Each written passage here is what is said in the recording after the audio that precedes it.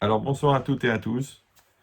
Ce soir, j'ai choisi un thème qui en fait est dans la paracha qu'on vient de lire, dans la paracha de Nassau. C'est le thème du nazir.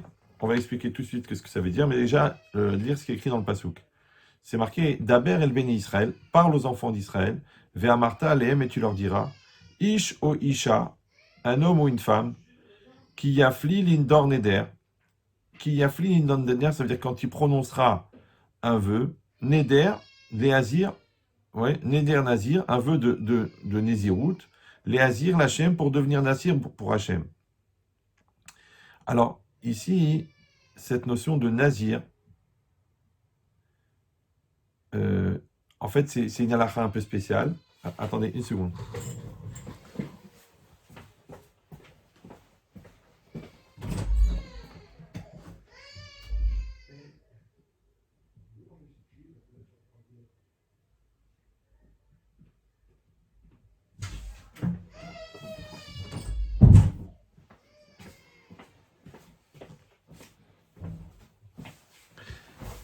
Bon, bah, c'est ça le direct, hein. Comme j'ai ma petite fille à côté qui crie. Donc, en fait, on parle d'une halakha un peu spéciale. C'est quelqu'un qui décide de devenir Nazir. Qu'est-ce que c'est Nazir? C'est une personne qui décide maintenant de prendre cette conduite, de ne plus boire de vin pendant un mois, de ne pas se couper les cheveux et de ne pas se rendre impur en ayant en contact avec un mort.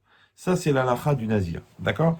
Maintenant, la Torah, elle a un langage un peu spécial. C'est que pour s'engager à devenir nazir, il faut faire un éder. Donc, c'est une forme de vœu de devenir nazir.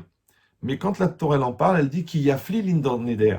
C'est-à-dire que quand quelqu'un va prendre sur lui il va formuler de manière incroyable un éder, d'accord, un vœu, l'indor néder, donc de prononcer un vœu, nazir, les azir pour devenir nazir. Donc ici, il y a une espèce de redondance dans le langage, un peu entre guillemets une lourdeur dans le langage, de répétition, parce qu'on aurait pu dire directement que la personne, elle veut devenir nazir, d'accord. On n'a pas besoin de dire que nindor, neder, nazir, les azir. Donc, qu'est-ce que ça veut dire? Après, pourquoi ce langage de Yafli? Yafli, ça veut dire c'est quelque chose de pélé, quelque chose d'incroyable. D'accord? Ça veut dire en même temps prononcer le vœu, mais en même temps, c'est un langage qui veut dire de faire quelque chose d'extraordinaire. Après, le langage lui-même, Lindor Neder Nazir. D'accord? De prononcer un vœu, oui, deux vœux de Nazir. Donc, c'est cette répétition.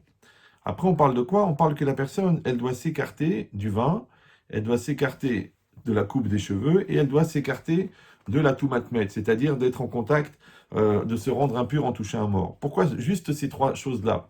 Donc, essayer de donner un sens à ces trois halachot, juste celle-là. Après, c'est marqué Kol Yemen Isro Kadosh ou Lachem. Tous les jours de sa Nézirut, donc de tous les jours où il va accomplir là, cette séparation avec ces trois choses-là, alors il sera Kadosh ou Lachem. Il sera saint pour Dieu. Maintenant, Kadosh, on sait que c'est un très très haut niveau, quelqu'un qui est saint.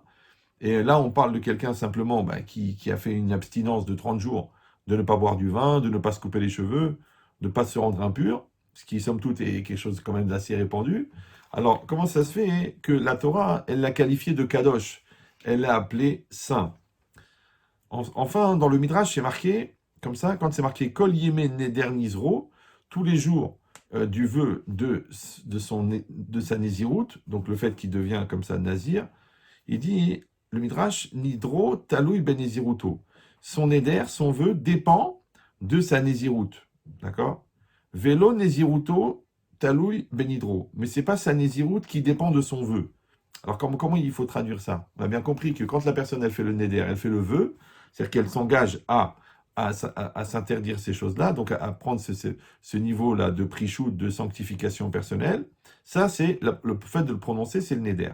Mais la Nézirut, c'est la mise en application, c'est-à-dire toutes les lois qu'il va appliquer, de ne pas boire du vin, de ne pas se couper les cheveux, de ne pas se rendre impur, ça c'est la Nézirut.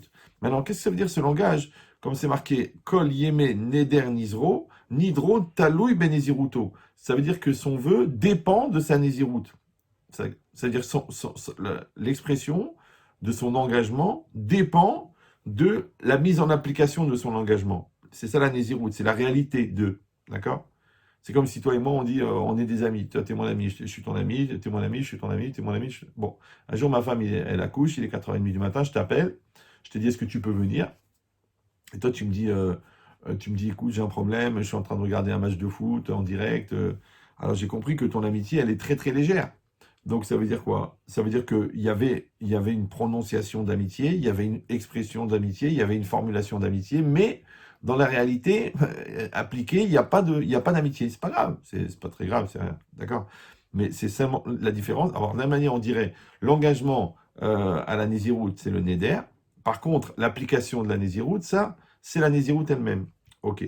Alors maintenant, si on dit ça, ça veut dire qu'il faut faire la différence entre l'expression, le mot, le neder, parce que un neder, c'est un vœu que l'on prononce. Maintenant, il y a deux types de vœux. Il y a des vœux qui sont des engagements à faire certains actes, et il y a des vœux qui sont la prononciation d'interdits. D'accord? Je dis à partir de maintenant, je mange plus de chocolat, à partir de maintenant, je vais plus chez ma belle-mère. J'interdis la maison. D'accord? Je veux plus aller dans cette maison. Ça veut dire, c'est un interdit qui tombe sur un objet. Il dit, on a besoin de l'expression, d'accord? On a besoin d'exprimer la chose, de dire, eh ben, à partir de maintenant, le chocolat m'est interdit, d'accord? Blinéder, à partir de maintenant, je ne veux plus aller à la mer, d'accord? Donc ça veut dire, des fois, c'est un engagement sur un acte, et des fois, c'est un engagement sur un objet, de mettre un interdit sur un objet. Il dit, maintenant, ça s'appelle le neder, d'accord? Maintenant, on a demandé, mais pourquoi est-ce qu'on a besoin, pourquoi est-ce qu'il y a ce langage de Neder, d'accord, ici, simplement la personne, elle devient nazir. Qu'est-ce qu'elle a besoin de faire un vœu de devenir nazir? Et à part ça, hein, pourquoi est-ce que la Torah, elle a donné ce mot de qui afflie l'indor Neder? C'est-à-dire quand quelqu'un, yafli, ça vient d'un langage qui veut dire séparer.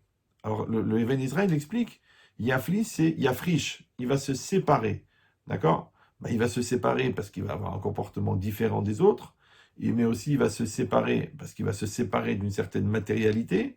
Donc ça, c'est le langage yafrish, poresh, parouche. Et d'un autre côté, c'est aussi un langage de Pélé. Pélé, c'est quoi en hébreu? Pélé, Pélaot, Niflaot. Niflaot, ce sont les prodiges, ce sont les miracles. Les miracles, c'est quoi? C'est ce qui est extraordinaire. Extraordinaire, c'est ce qui sort de l'ordinaire. C'est le surnaturel. Surnaturel, ça veut dire ce qui est au-delà de la nature. D'accord? C'est surnaturel. Donc quand un homme, il a un comportement surnaturel, ouais, alors on dit que c'est Pélé. Ce qu'il fait, c'est Pélé. C'est le langage de Pélé. Et là, le Even Ezra, il dit pourquoi est-ce que lui, en quoi est-ce qu'il fait quelque chose d'extraordinaire, ben, de se retenir du boire du vin ou de se couper les cheveux. Il dit qu'il rove à Olam, la majorité du monde, Olchim acharta avotam. Ils vont selon leur pulsion. D'accord? C'est-à-dire, on a des attirances, on a des envies, on a des pulsions personnelles, humaines, physiques, animales. D'accord? Chacun, il comprend cette notion-là. Il dit maintenant, le Even Ezra, une chose incroyable. Il dit la majorité du monde, d'accord? Donc la majorité des hommes vont selon leur pulsion, d'accord? Donc celui-là, quand il se sépare, quand il maîtrise sa pulsion, il devient quelqu'un d'extraordinaire. C'est-à-dire qu'il devient séparé. C'est ce qu'il dit. Il dit Yafrish, ça veut dire il se sépare, il se distingue, il prend une distance avec la matérialité. Et cette distance, elle crée de la sainteté. Pourquoi? Parce qu'on a dit que plus loin dans la Torah, on l'appelle Kadosh, on l'appelle saint. Or, on a expliqué déjà des dizaines de fois que Kadosh, ça veut dire saint, mais toujours le Raphaël de Vologine, il explique que Kadosh, c'est Mouvdal Menachomer. C'est ce qui est séparé de la matière. C'est-à-dire que la matière, elle donne une opportunité extraordinaire, puisque la matière, elle est matérielle, et la personne qui est liée à la matière, elle est matérialiste. Donc d'un côté, c'est quelque chose qui est bas et qui est grossier, mais d'un autre côté, c'est aussi une opportunité. Pourquoi? Parce que la distance que je vais prendre avec la matérialité va produire de la sainteté. C'est-à-dire que la sainteté, c'est la résultante de la distance avec la matière. Donc, s'il n'y a pas de matière, il n'y a pas d'opportunité de sainteté. D'accord? Donc c'est exactement pareil. Quand il dit séparé, ici la Torah, elle l'a appelé Kadosh, parce qu'il s'est séparé de la matérialité. Alors que ça veut dire que les trois quarts, puisque Rov Haolam, la majorité du monde, des gens, eux, ils suivent leur pulsion. Donc, ils suivent le lien de dépendance à la matérialité et l'addiction, ce qu'aujourd'hui on appelle un consommateur. D'accord? Maintenant, pour comprendre un peu comment ça fonctionne, il faut remonter un petit peu plus haut à l'intérieur de la personne. C'est toujours, Rav Dessler, il explique au début de Yamim Noraim une phrase extraordinaire qui demanderait 8 ou 9 ans de développement, mais je pense que vous n'avez pas la disponibilité pour ça. Il dit Ratson à Adam ou Mauto. Ratson à Adam, la volonté de l'homme, ou Mauto, c'est ça son essence. C'est-à-dire que la nature profonde d'un homme, c'est quoi? C'est la volonté. Ouais. Nous, on aurait pu dire non. Un homme, c'est un corps. Un homme, c'est un cerveau. Un homme, c'est une connaissance. Ouais. Et dans ce cerveau, dans cette connaissance, dans ce corps, il passe une volonté. Ouais. Il dit non. Il dit Ratson Adam ou Mauto, ça veut dire que l'essence de la personne, sa définition la plus profonde, ouais, sa définition la plus intime, c'est Ratson. C'est ça, Ratson, Adam ou Mauto. C'est-à-dire, si tu veux savoir qu'est-ce que c'est un homme, c'est sa volonté. D'accord? C'est pour ça d'ailleurs qu'on est jugé sur notre volonté, c'est pour ça qu'on est défini sur notre volonté. Ah, vous allez dire, non, non, non, on n'est pas défini sur la volonté, on est défini sur l'acte. Mais l'acte, c'est quoi? C'est l'expression de la volonté. Pourquoi je te condamne pour un acte? Pourquoi? Parce que, parce que cet acte, il est le fruit de ta volonté. Il est juste la réalisation de ta volonté. Donc en fait, je te condamne pour ta volonté, je ne te condamne pas pour ton acte. Maintenant, c'est vrai que l'acte, il sert à mesurer la gravité de la volonté. Maintenant, la volonté, elle est à l'intérieur de la personne. La volonté, elle est le moteur de son geste. La volonté, elle est l'intériorité profonde de la personne. Et c'est ça qui va le définir. Donc c'est ça, Ratson Adam ou Mauto. Maintenant, je vais redire une chose que j'ai dit souvent, mais là, on en a besoin pour illustrer de quoi est-ce qu'on est en train de parler.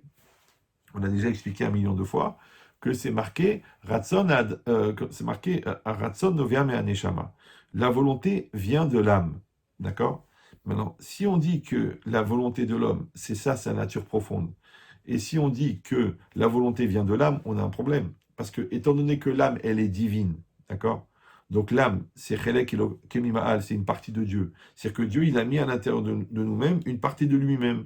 D'accord? Alors, l'âme, elle a plusieurs fonctions. Elle agit aussi comme une pile, celle qui va donner l'énergie. Elle agit aussi comme une lampe, une ampoule qui va donner l'éclairage, la clairvoyance, la compréhension. Donc, elle a beaucoup de fonctions, la Neshama. Mais ce qui est intéressant, c'est que cette Neshama, en vérité, elle agit comme une pile, comme un compresseur qui fournit de l'énergie. Maintenant, l'énergie de l'âme, quand elle sort de l'âme, elle continue à rester divine. C'est très très important de comprendre ça. L'énergie de l'âme, qu'on appelle vulgairement en éthique médicale la vie, cette énergie-là, elle est divine. D'accord?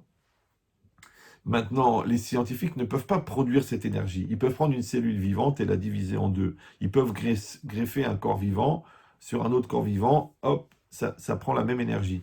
Mais si j'ai une matière morte, ouais, je ne peux pas la rendre vivante. D'accord? Si j'ai une cellule qui est morte, je ne peux pas la rendre vivante. Pourquoi? Parce que je ne peux pas insuffler la vie. Je peux seulement propager la vie, développer la vie ou enlever la vie. Mais je ne peux pas mettre la vie dans une chose qui n'en a pas. Il dit pourquoi? Encore une fois, parce que la vie, c'est l'expression de l'énergie divine qui est à l'intérieur de l'âme. Et l'âme, elle est divine. C'est pour ça que d'ailleurs, comment une personne, elle meurt? Parce que son âme la quitte. Donc quand l'âme quitte le corps, la personne meurt. Si vous demandez à un médecin, mais je ne comprends pas, il a des poumons, il a un système sanguin, il a des os, il a de la chair, il a des yeux, pourquoi il est mort? Il est mort de quoi? Les gens ils disent, ben, il est mort de vieillesse, il est mort d'un arrêt cardiaque, il est mort d'un AVC, il est mort de... Mais en vérité, il est surtout mort parce que son âme l'a quitté. C'est ça qui fait que la personne, elle meurt. Parce qu'on voit des fois des gens qui sont dans un état physique très très grave, des cancers généralisés, ou alors un accident énorme avec 250 fractures, il n'y a pas un os qui est entier, le gars il est cassé de partout, il a les poumons troués, mais il est encore vivant. Il est encore vivant, ouais. Après le médecin il dit, écoutez, on ne comprend pas très bien ce qui se passe et tout, mais il est encore vivant. Et paf, son âme le quitte, et à ce moment-là il meurt. Donc en vérité, c'est vraiment l'âme qui génère cette énergie qu'on appelle la vie. Maintenant, c'est intéressant que cette énergie, encore une fois, elle est comme l'âme, elle est divine, mais quand elle sort de l'âme et elle arrive dans le nefesh, elle arrive dans le psychique, elle arrive dans la conscience de l'homme, et qu'elle est prise en charge par l'homme, à ce moment-là, elle s'appelle le ratson. D'accord? Donc encore une fois, même si vous l'avez déjà entendu, écoutez bien ce que je dis. Quand on dit que la volonté vient de l'âme, oui, c'est pas la connotation de la volonté et c'est pas l'orientation de la volonté. D'accord? C'est seulement l'énergie de la volonté. Donc, comme le courant électrique, il vient de la prise, il arrive. Et moi, je prends la prise et je la branche sur le frigo. Alors, je fais marcher le frigo et je la branche sur la chaîne IFI. Alors, je fais marcher la chaîne IFI. Maintenant, moi, je ne produis pas le courant électrique, mais c'est moi qui va l'orienter et l'utiliser comme je veux. De la même manière, l'énergie de l'âme, qu'on appelle la vie, cette énergie qui est divine, je ne la produis pas, je ne la crée pas, mais je l'utilise. D'accord? Maintenant, quand moi, je vais orienter cette énergie, ben, ça s'appelle le libre arbitre. Et quand moi, je vais mettre une connotation personnelle dans cette énergie, qui va être véhiculée ensuite dans ma parole, dans mon corps, dans mon vécu, ça s'appelle ma personnalité. C'est-à-dire que ma personnalité, en vérité, c'est l'empreinte de ma personne à l'intérieur de l'énergie divine qui me traverse. Je sais, c'est un petit peu abstrait, mais prenez le temps d'y réfléchir. Quelques années, vous allez voir que c'est facile à comprendre. Donc, en tout cas, qu'est-ce qu'on est en train de dire? On est en train de dire que Ratson Adam ou Maoto, l'essence de l'homme, c'est sa volonté. Et que cette volonté, quand elle sort de l'âme et qu'elle arrive au niveau du psychique, là-bas, il y a le je. Et c'est le je qui va dire je veux. D'accord? Maintenant, qu'est-ce qu'il a dit comment s'appelle le Even Ezra? Il a dit que, en fait, les trois quarts des gens suivent leur ta'avot, c'est-à-dire suivent leur pulsion. Oui. Mais d'un autre côté, il y a la volonté. Alors comment ça fonctionne? En fait, le corps, lui, produit des pulsions. D'accord? Il y a des pulsions réflexes, il y a des pulsions d'attirance, il y a des pulsions d'excitation, il y a des pulsions de peur. Ça, le corps peut produire ça indépendamment de la conscience de l'homme, indépendamment de la volonté de l'homme. Mais nous, on a dit qu'ici, la personne, elle fait un vœu. Or, c'est quoi le vœu? Le vœu, c'est l'expression, d'accord? C'est la prononciation, c'est l'expression d'une volonté. Je dis, je veux devenir nazir, je fais un vœu. D'ailleurs, le vœu, il s'écrit V-E-U-X et il s'écrit V-O-E-U, ouais, X, ou sans X. Donc, en vérité, le vœu, c'est ce que je veux. Le vœu, c'est ce que je veux. Or, le vœu, il est imprégné de volonté, donc il est véhiculé par la volonté. Donc le vœu de devenir, par exemple, nazir, il est l'expression totale d'une volonté. Ok.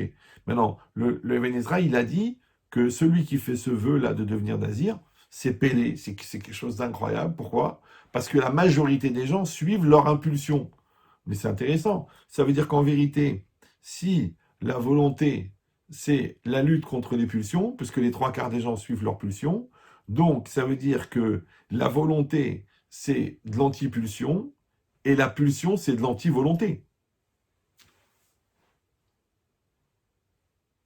Je ne sais pas si j'ai été assez pédagogique pour vous faire comprendre ce que je suis en train de dire, mais c'est ça l'idée. Ça veut dire quoi? Ça veut dire que quand cette énergie-là, elle sort de mon âme et qu'elle arrive au niveau de mon psychique, d'accord?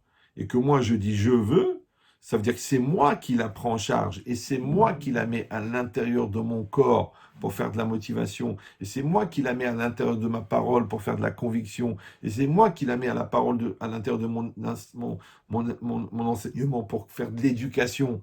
C'est moi. Mais si je ne le fais pas, c'est-à-dire si de manière active, je ne vais pas prendre cette énergie pour la mettre quelque part, mais que, entre guillemets, au niveau personnel, au niveau de mon jeu, au niveau de mon moi, au niveau de ma conscience, je suis passif. Mais mon corps y réagit, parce que j'ai une pulsion, d'accord? Donc ça veut dire que cette pulsion, ça n'est pas le fruit de ma volonté. Donc c'est pour ça que je dis que la ta'ava, d'accord, le désir, la pulsion animale, en fait, elle n'existe que dans l'absence de volonté. Par contre, la seule manière de lutter contre une pulsion animale, physique, c'est la volonté. Donc la volonté, c'est l'antipulsion, et la pulsion, c'est l'antivolonté. Ça, c'est une lecture. Mais il y a une autre lecture. C'est quoi? C'est qu'en fait, qu'est-ce qui va véhiculer la pulsion? Qu'est-ce qui va faire que la pulsion, elle peut s'accomplir? Ouais, ben, c'est une volonté. D'accord? Il y a une pulsion qui s'appelle l'appétit. d'accord? Mais je dis quand même, je veux manger. Ouais. Il y a une pulsion qui s'appelle le désir. Donc, il y a un beau gâteau là. Ouais, je le vois. Eh ben, je suis attiré, je suis excité. J'ai les papilles qui truquent, j'ai l'estomac qui se met à gargouiller. Donc, mais ça, à part quoi, c'est alimenté par un courant électrique qui s'appelle la volonté. Ça veut dire quoi? Ça veut dire que je pourrais dire qu'il y a un détournement de cette énergie, de cette volonté, vers la ta'ava. Parce que je veux la matérialité, d'accord? Ou je veux l'intellect, ou je veux la spiritualité. Ça veut dire que tout ce que je fais en vérité, ça ne peut être développé et véhiculé et créé que parce que je mets la volonté dedans, que je mets l'énergie dedans. Donc, que ça soit dans la matérialité ou dans la spiritualité, il va falloir une énergie. Et cette énergie, c'est la volonté que je mets dedans. Maintenant, encore une fois, il y a deux lectures. Soit je vais dire que, en vérité, la ta'ava, c'est-à-dire la pulsion animale, elle est complètement dénuée de volonté. Donc, on va dire qu'elle est instinctive, elle est intuitive, d'accord? Quand le gars se met à aboyer devant un décolleté, il n'a pas besoin d'un cerveau, d'accord? Non, il est juste excité.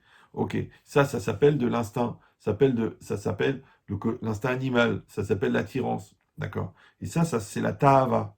Par contre, quand il y a le ratson, quand il y a la volonté, alors là, automatiquement, ça veut dire qu'il y a une conscience, qu'il y a une connaissance, qu'il y a une vigilance et qu'il y a une maturité. Donc on voit bien qu'il y a une très très grande différence entre la volonté et la ta'ava. D'accord? Donc les deux lectures existent, où on dit que la volonté, elle est pure, et la ta'ava, c'est de la matérialité totale, où on dit qu'en vérité, la volonté aussi, quand elle dérive dans la matérialité, elle devient le désir. Ok, donc ça, c'est les deux lectures. Maintenant, si c'est ça, il faut comprendre une chose qui est très importante.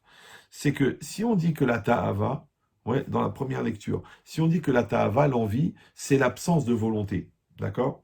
Ça veut dire que quand moi je suis attiré vers un steak ou je suis attiré vers un morceau de cochon ou attiré par la débauche, ça, c'est une pulsion qui est le corps. Mais en vérité, le corps, c'est pas moi, d'accord? Je ne sais pas dans quelle mesure est-ce que vous comprenez ce que je dis, mais moi, par exemple, là, vous me voyez parler. Vous me voyez parler, j'espère que vous me voyez, sinon il faut acheter un chien. D'accord, vous me voyez parler. Mais en vérité, c'est moi qui parle. C'est pas mon corps qui est en train de parler. Ça, vous en êtes conscient. Ça veut dire qu'il y a ma chair, et qui est un outil, d'accord? Et c'est moi le pilote de mon corps. Donc mon corps, c'est pas moi. Maintenant, si je dis que mon corps, c'est pas moi, et on a dit que la ta'ava, l'impulsion, elle vient du corps, indépendamment de la volonté. Donc ça veut dire que quand l'homme il est dans l'impulsion, il est dans l'absence du moi, puisque le corps sans la volonté, ouais, il n'y a plus de moi. Puisque qu'est-ce qui me définit encore une fois, c'est ma volonté.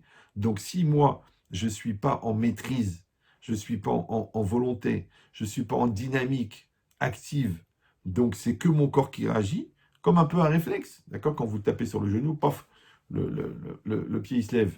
Mais ça, c'est pas une volonté, c'est un réflexe. Maintenant, quelle différence que tes yeux ils se tournent parce que tu entends des talons, ou alors que tes yeux ils s'accrochent parce que tu vois une personne mal habillée, ou alors que tu m'as bavé parce que tu vois 20 000 euros en liquide.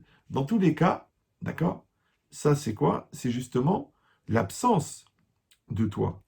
Donc ça veut dire quoi? Ça veut dire que, on l'a dit encore une fois, que la spiritualité, la sainteté, c'est la distance avec la matière. La matière, elle est le lien avec la matière, il s'appelle la ta'ava. Et on a dit que la ta'ava, c'est l'absence de volonté. Donc ça veut dire que la ta'ava, ouais, le désir, c'est le contraire de la sainteté.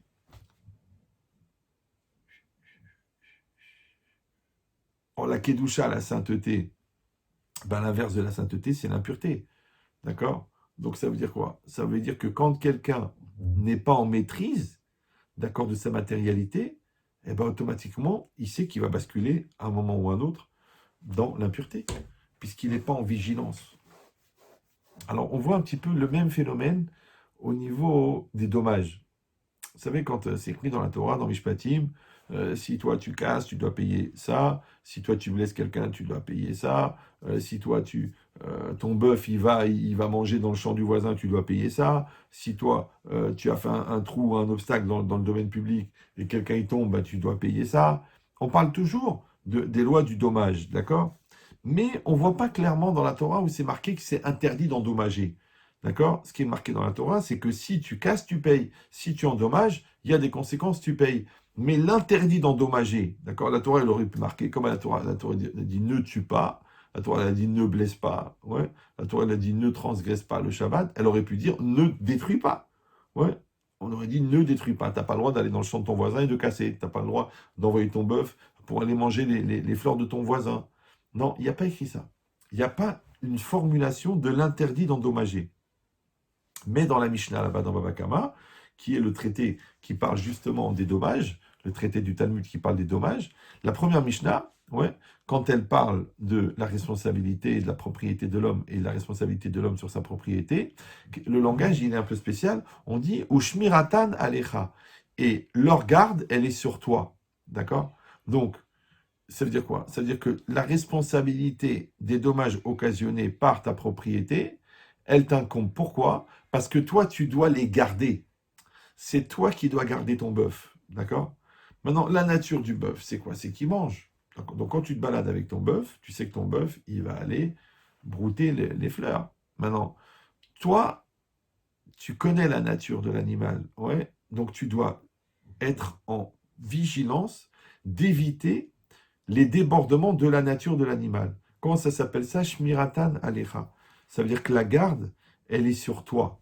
Ça veut dire quoi? Ça veut dire que toi, c'est toi qui dois être dans cette conscience et dans cette volonté qu'il n'arrive pas le dommage. Et un des commentaires, il explique que c'est de là qu'on apprend l'interdit d'endommager. Alors maintenant, c'est intéressant. Pourquoi est-ce que la Torah, elle, pour formuler l'interdit d'endommager, elle a dit l'obligation de garder. C'est-à-dire que la Torah, elle m'a dit que mon obligation à moi, ouais, Shmiratan Alecha, c'est de faire attention, d'être chômeur. Chômeur, ça veut dire de garder. Donc d'être en situation, dans une posture mentale et intellectuelle, de préserver, de garder que mon animal, il aille faire des dommages. D'accord? C'est pour ça que la faute, d'accord, dans les dommages, c'est la pshia. La pshia, c'est quoi? C'est la négligence. Maintenant, c'est quoi fauter par négligence?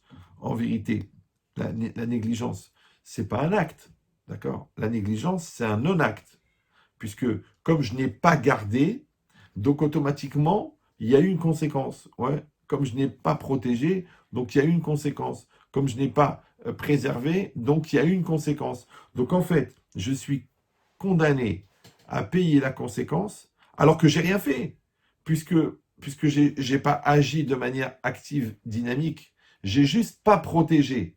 D'accord? Ça s'appelle un non-acte. Alors maintenant, qu'est-ce que ça veut dire maintenant? Comment je peux être hayav? Comment je peux être condamné sur un non-acte? En vérité, pourquoi? Parce que je ne suis pas condamné, entre guillemets, le- la conséquence. La conséquence, elle sert seulement à évaluer la gravité de ce que j'ai fait. Je suis condamné sur le laisser aller. Je suis condamné parce que j'ai laissé faire la nature. Je suis condamné parce que j'ai laissé pourrir la situation. Je suis condamné parce que j'ai laissé dégénérer la situation. Et ça, ça veut dire c'est la ishmira. Donc je comprends de là que puisque je suis condamné parce que je n'ai pas gardé, donc ouais, mon obligation était de garder. Maintenant, mon obligation de garder, elle s'appelle une volonté active et vigilante. Donc, ici, c'est ça chômeur, d'accord? C'est ça chômeur.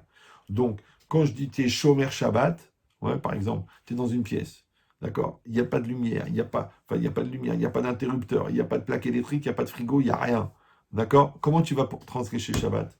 Maintenant, toi, tu dis, j'ai pas été Mechalel Shabbat, j'ai pas transgressé Shabbat, mais en vérité, tu ne pouvais pas transgresser Shabbat.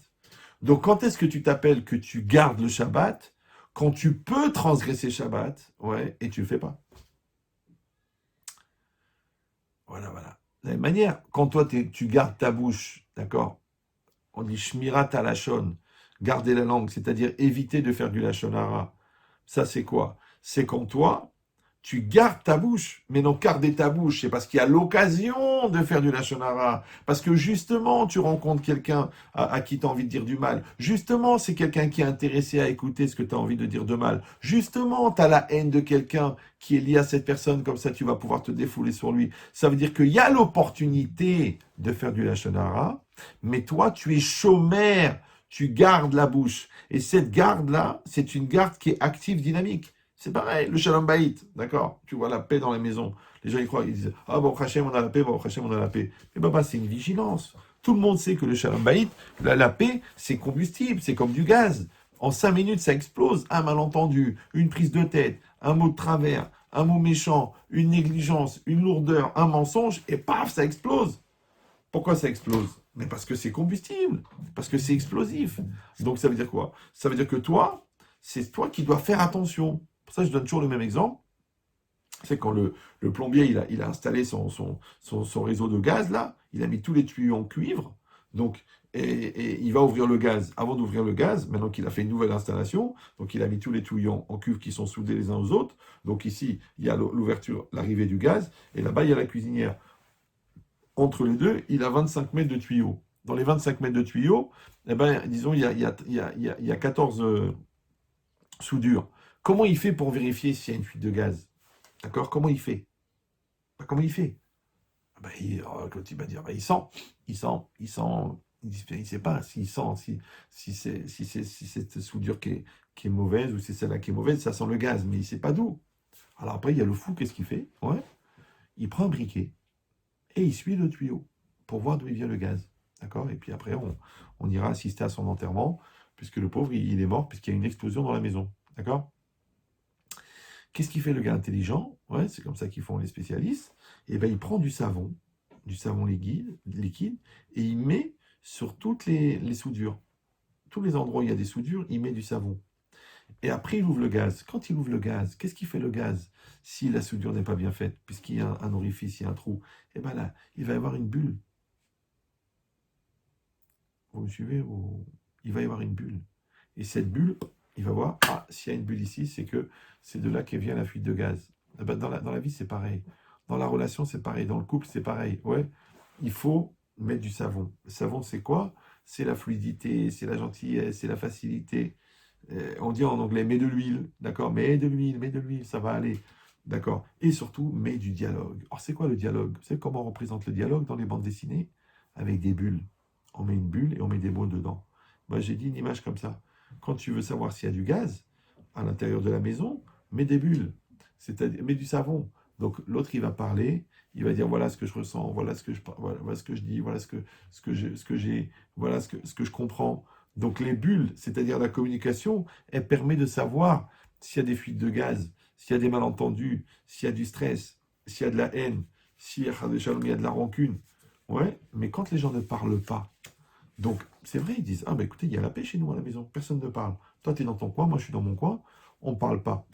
Ok, et bien imagine-toi que le gaz, il se cumule.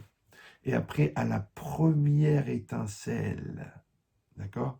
Le premier petit mot de travers, le premier malentendu, le premier regard bizarre, la première fois qu'on a mal interprété ton attitude ou ta tête ou ta gueule, hop, ça explose. Bah, tu dis, bah, mais c'est pas possible. Des cris, des nerfs, des coups, la police. Mais qu'est-ce qui s'est passé? Il y avait une fuite de gaz, Baba. Il y avait une fuite de gaz.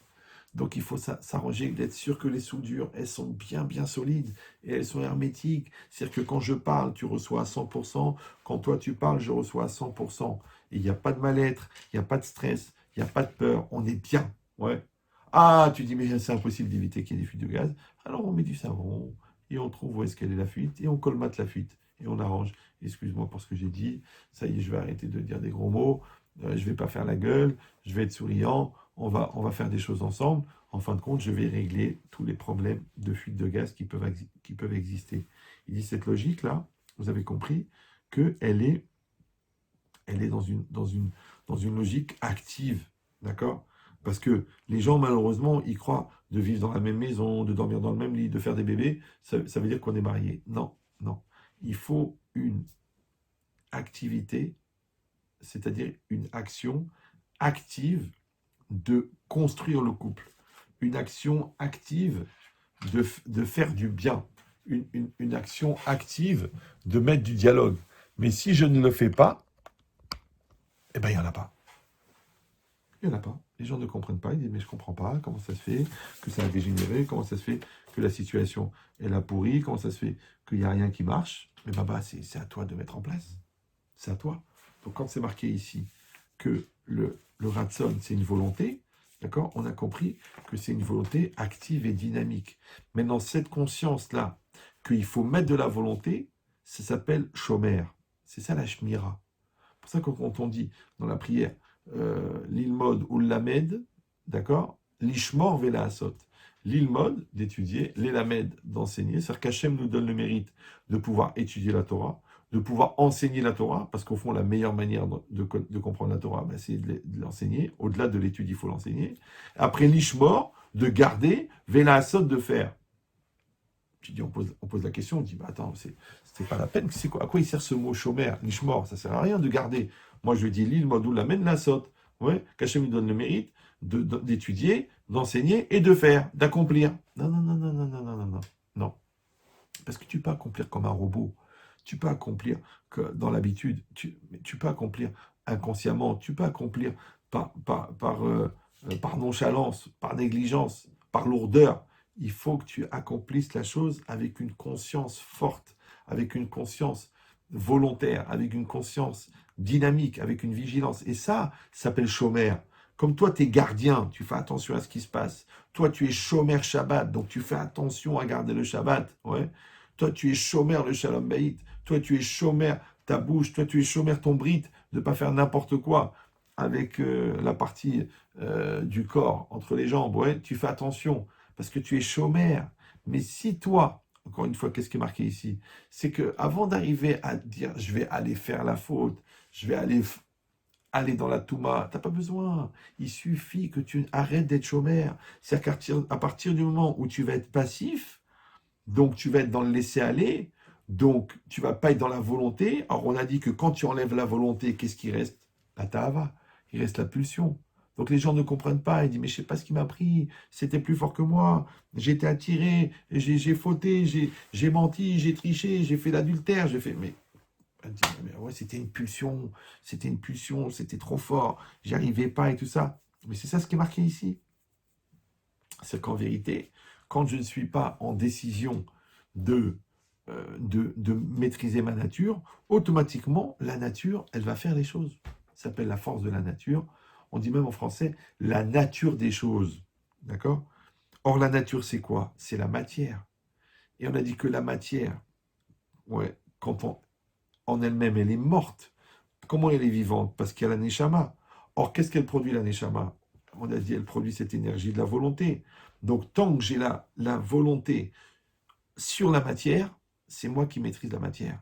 Mais quand j'enlève la volonté, donc j'enlève la neshama, ouais, de la même manière, quand la neshama, elle quitte le corps, la personne, elle meurt. De la même manière, quand la volonté, elle quitte le corps, alors c'est une forme de mort.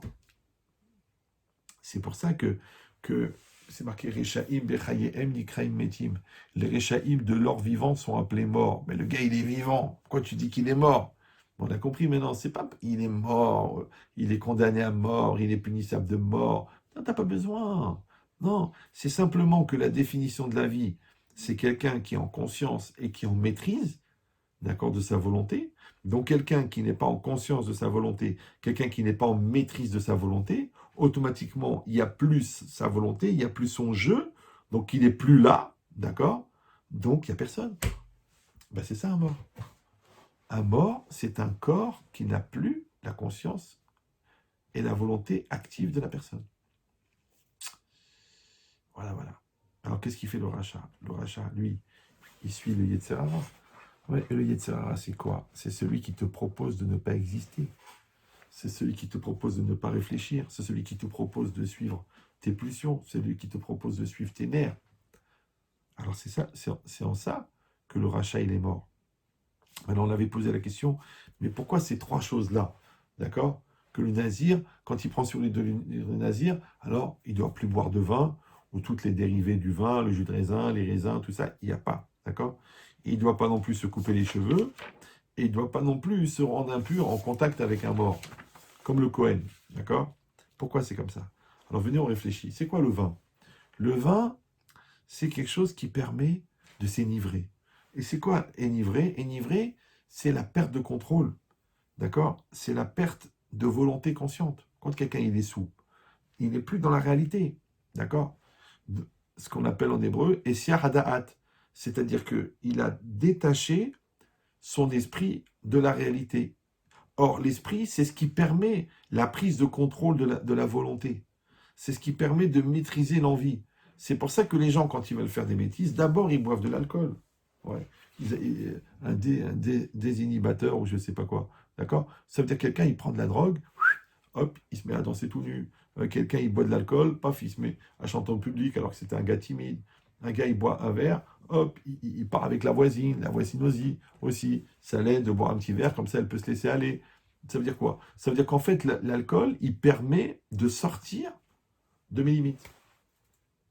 On a dit que, j'avais lu une fois dans un livre d'histoire que quand la France, elle est devenue un tellement grand consommateur de vin, parce qu'en fait, quand les pauvres, les soldats, ils étaient dans les tranchées en 14, ils leur envoyaient du vin, parce que c'était une manière de leur faire supporter, parce que les explosions, les privations, le froid, les morceaux de corps, le gaz moutarde, comment ils pouvaient supporter tout ça?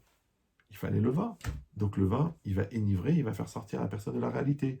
Bon, au Vietnam, c'était pas mieux, il leur donnait du LSD, d'accord, juste pour qu'ils sortent de la réalité. Donc quand la Torah, elle te dit, toi, tu as fait un vœu de devenir nazir, c'est-à-dire que tu as fait un vœu que ta volonté, elle va passer avant ta matérialité, que ta volonté, elle va aller avant tes pulsions. Donc toi, tu n'as pas le droit de boire du vin.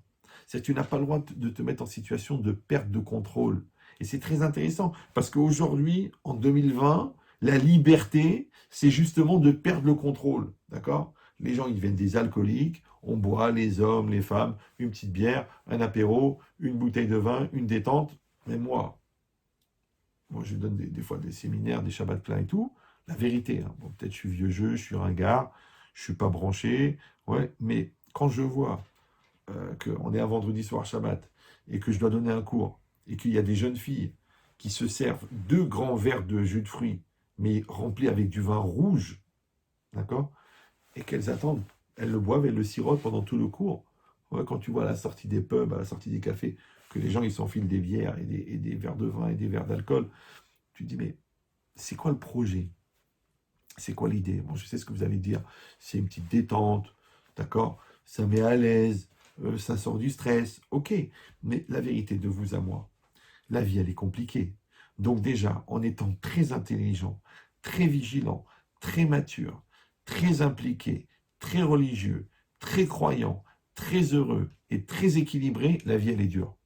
Mais alors, si tu es idiot, analphabète, lourd, paresseux, blata et bourré de la gueule, mais après, ne me dis pas, je comprends rien à ce qui se passe.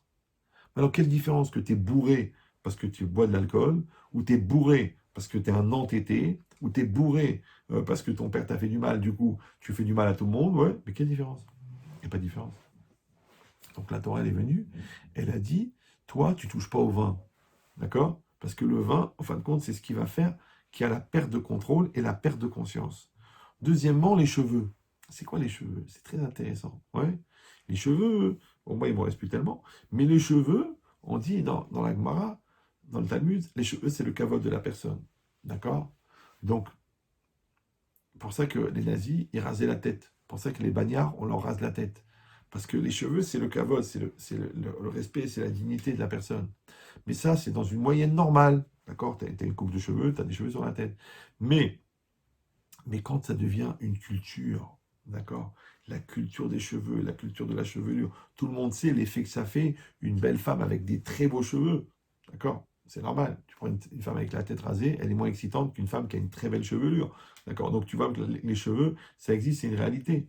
Et d'ailleurs, la Gemara, elle rapporte qu'il y avait un berger, à l'époque de Rabbi Yochanan, qui était très très beau, mais il n'était pas conscient de sa beauté. Il était très beau, il vivait toujours dans la montagne, et il n'y avait pas vraiment de miroir là-bas, il gardait ses moutons. Et un jour, il a été à la rivière, et au moment où il a été pour puiser l'eau, pour les moutons, il a vu son reflet. il a découvert son reflet, il a découvert sa beauté, il a été tellement choqué, il a eu tellement peur, parce que d'un seul coup, le Yetzirah, il lui a dit, waouh, mais t'es très beau, t'es un Apollon, toi, tu peux faire des conquêtes extraordinaires chez le sexe opposé. Donc, il a eu peur, il a senti ça, et il est devenu nazir, d'accord?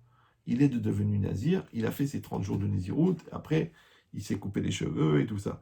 Et la Gemara, elle dit que quand Rabbi Yohanan, il a entendu cette histoire, il a dit, le sacrifice, parce que le nazir, au bout de 30 jours, il doit amener un khatat, un korban, il a dit, celui-là, je veux le manger, ce korban-là, parce que je sais, ce sacrifice, je sais qu'il a fait les Shem Shamaïm, d'accord? Mais qu'est-ce qui est marqué? On parle de quoi? On parle de quelqu'un qui est très beau, d'accord? Et qui a une épreuve de beauté, une épreuve de tentation. Et ouais, et qu'est-ce qu'il a fait? Quand il a vu qu'il était très beau, paf, automatiquement, en voyant sa belle chevelure, hop, il est devenu nazir. D'accord? Mais c'est extraordinaire. Parce que c'est exactement l'inverse de ce qu'on fait nous. Nous, qu'est-ce qu'on fait? Nous, on cultive la beauté, on va dans des salons de beauté. Ouais. Mais qu'est-ce que c'est la beauté? Eh bien, la beauté, c'est l'extériorité de la personne. Qu'est-ce que c'est la chevelure? Ben, c'est la superficialité. Et ça, c'est quoi? C'est mon corps. Donc, tout ce culte de la beauté qui vient de qui? Il vient des Grecs. D'accord? Les Grecs, ils ont créé le culte du corps, le culte de la beauté culturelle. Et pourquoi ça vient des Grecs? Parce que le grec, c'est qui? C'est le descendant de Japhet, le fils de Noach. Et Japhet, ça vient de Japhé. Japhé, c'est beau. Donc le culte de la beauté, d'accord? D'avoir un beau corps et d'avoir un beau visage, et le botox, et la chirurgie esthétique, et et les régimes, et les pertes de kilos, et la qualité de la peau, et la qualité du cheveu, tout ça, ça existe, d'accord? Mais il faut se poser la question. C'est très intéressant. Je n'ai pas dit qu'il faut être moche et bête et lourd. Non, j'ai dit seulement, est-ce que tu penses vraiment que tu te définis par ton corps? Ouais. Est-ce que tu te définis par ta beauté? Est-ce que tu te définis par tes pectoraux? Parce que tu as un corps très musclé. Ouais. Est-ce que c'est ça qui te définit? Est-ce que c'est toi, ça? Quand je te parle à toi, je parle à ton corps. Oui. Mais toi, tu es séparé de ça. Toi, tu es ton moi et ton corps, c'est un outil. D'accord? C'est comme quand tu conduis la voiture, tu n'es pas la voiture. Maintenant, quand toi, tu es dans cette logique de superficialité, que ce qui compte, justement, c'est ce que tu montres, c'est ce que les gens voient. Donc, en fait, non seulement que tu t'es éloigné de ton moi, mais en plus de ça, tu ne vis que dans le regard de l'autre. C'est que maintenant, la vie, ça devient quoi, la vie? Ça devient une forme de comédie, une forme de cinéma. On dit en français, arrête ton cinéma. D'accord? C'est pour ça que les gens, ils ont un miroir dans la salle de bain, un miroir dans la chambre. Ouais, après, ils ont un miroir dans l'entrée de l'appartement. Après, ils ont un miroir dans le palier du bâtiment, à l'étage. Après, ils ont un miroir dans l'ascenseur. Et après, ils ont encore un miroir dans l'entrée de l'immeuble. Et à ce moment-là, ils ont vérifié que tout est nickel. Ils sont prêts. Ils rentrent en scène et ils sortent dans la rue. Et la rue, ça devient la scène, ouais, la commedia dell'arte, d'accord, la comédie de la vie, que quelqu'un maintenant, il est en représentation perpétuelle. M'as-tu vu, tu m'as vu, m'as-tu vu, tu m'as vu, d'accord? C'est Choufani, d'accord? C'est Toftofa. Donc ça veut dire quoi? C'est que moi, j'ai rien contre la beauté. Mais le problème, c'est que la beauté extérieure, elle ne doit pas être au détriment de l'intérieur. Parce que si tu es très très très sophistiqué à l'extérieur et très très simple, pour pas dire carrément inexistant à l'intérieur, ouais, c'est connu. Les gens qui sont très beaux, c'est rare qu'ils font des efforts au niveau intellectuel. Je ne sais pas si vous avez lu le livre de développement philosophique qui a été écrit par Claudia Schiffer. Vous l'avez lu? Non? Ben, c'est normal, elle n'a pas écrit. Ben oui, parce qu'un mannequin, c'est comme un cintre, il ne peut pas écrire un livre. Pourquoi? C'est pas que je dis qu'elle n'est pas idiote, c'est pas qu'elle est idiote, c'est que la priorité, elle a été donnée sur l'extérieur. Donc quand la Torah, elle dit le nazir, il ne boit pas de vin parce qu'il se détache de ce qui pouvait lui faire perdre conscience de la volonté. Quand il va pas se couper les cheveux, donc il va être entre guillemets négligé, il va être négligé sur son extériorité. Pourquoi? Parce que maintenant, il est en priorité sur son intériorité. Il a des vraies valeurs. Et dans toute la vie, c'est pareil. Tu vois des gens, ils ont des maisons de folie, on dirait des catalogues Roche-Beaubois. Mais il y a des nerfs, il y a de la haine, il y a des insultes, il y a des adultères. Tu dis, mais toute cette chala, cette saleté, cette crasse qui est cachée par la beauté des meubles. Il vaudrait mieux peut-être une maison moche, mais avec dedans, avec des valeurs, avec la pureté, avec de la beauté, avec de la confiance, avec de la communion. C'est-à-dire qu'il faut miser sur l'intériorité, pas sur l'extériorité. Parce qu'il y a le fond et il y a la forme. Ok, mais aujourd'hui, on est dans le monde de la forme, on est dans le monde du design, on est dans le monde de l'œil. Le Rabbi Tzadok HaKohen, il dit que la quatrième galoute, c'est-à-dire la nôtre, celle d'aujourd'hui, en vérité, elle a deux tikkuns, deux réparations à faire, l'œil et la bouche. C'est-à-dire qu'aujourd'hui, on parle beaucoup. Avec la bouche, on fait des élections. Avec la bouche, on fait de la communication. Avec la bouche, on fait la réalité, on fait la publicité, on fait les mouvements de foule avec la bouche. Rien que tu parles, c'est tout. Ouais. Et le deuxième, c'est quoi? C'est l'œil. C'est-à-dire, on est la génération du design, la génération de la beauté, de l'objet. D'accord? On peut avoir une voiture pourrie, mais elle est très très belle parce qu'elle a été dessinée par un super créateur. Ouais. On va te faire une bouteille de parfum, mais la bouteille en elle-même, tu as la peine de la jeter. Mais en vérité, ce qui compte, c'est ce qu'il y a dedans. Maintenant, le parfum, il va inhaler, le parfum, il va émettre quelque chose. Or, le parfum, c'est l'odeur, c'est-à-dire ce qui va sortir d'eux. De la même manière, quand tu parles, c'est ce qui sort de ta bouche. Maintenant, et ce qui sort de ta pensée et de ce qui sort de ton intériorité. Donc, c'est comme si le parfum, à l'intérieur, c'est comme toi, ta personne, à l'intérieur de toi-même, qui ensuite va se réaliser à l'extérieur. Mais quand même, on dit altistakel bakankan et la bemash et jbetocho. Ne regarde pas la cruche, mais ce qu'il y a à l'intérieur. D'accord? Maintenant, si toi, tu t'intéresses à la cruche et tu es tellement occupé à devenir une cruche que tu ne t'étonnes pas que tu deviens aussi une khamara, ouais, comme j'ai dit des fois en rigolant, j'ai dit des fois, la personne, elle est bête et elle est belle. Dans le film, elle pouvait jouer les deux rôles, la belle et la bête. Khamara yafa. Non, une personne, elle doit avoir une beauté intérieure. Maintenant, je ne suis pas obligé d'être moche, d'accord? Mais à un moment ou à un autre, il faut que tu décides c'est quoi ta priorité. Moi, j'ai vu par exemple beaucoup de gens qui n'arrivent pas à se marier. Ils te disent non, mais tu comprends, moi la beauté, c'est important, il faut qu'elle m'attire, il faut qu'elle m'excite, faut qu'elle... Je dis, mais t'as vu ta tronche à toi? T'as vu ta tronche de cake? D'accord? Premièrement. Deuxièmement, comme j'ai expliqué plusieurs fois, et je le redis pour les célibataires endurcis, il y a 4 pôles d'exigence qu'il faut avoir pour se marier. Numéro un, la crainte de Dieu. Même si vous n'êtes pas religieux, il faut que la personne elle ait la crainte d'Hachem. Parce que c'est ça qui va lui permettre justement de ne pas basculer dans des excès d'animal, puisqu'il y aura au-dessus de sa tête, il y aura la crainte de Dieu qui va l'empêcher. Numéro 2, il faut l'équilibre mental. Il ne faut pas qu'il soit ni cinglé, ni fou, ni folle, d'accord, ni schizophrène, ni pervers narcissique. Numéro 3, il faut l'intelligence de vie, Chochmat Chaim. Pas l'intellectuel d'avoir un doctorat de physique ou quoi, ça c'est pas obligatoire. Mais de savoir quand est-ce qu'il faut parler, quand est-ce qu'il faut se taire, quand est-ce que tu vas envenimer une situation, quand est-ce que tu vas préserver les choses, ça s'appelle Chochmat Chaim. D'accord? Et numéro 4, la beauté.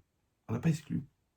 D'accord? Donc je répète, la crainte de Dieu, l'équilibre mental, l'intelligence de vie et la beauté. D'accord? Ah, vous me dites, bah oui, toi aussi, tu as mis la beauté. Oui, mais moi, je parle des gens qui ont mis à l'inverse. Ils disent d'abord la beauté, et après, si elle est intelligente, c'est bien. Si elle sait se conduire, c'est pas mal. Et si elle est un peu religieuse, ça n'enlève rien. Mais tu vois, le problème, c'est que toutes les femmes extraordinaires que tu vas rater, tous les partis, les conjoints que tu vas rater à cause de la première, parce que tu es attaché à l'extériorité.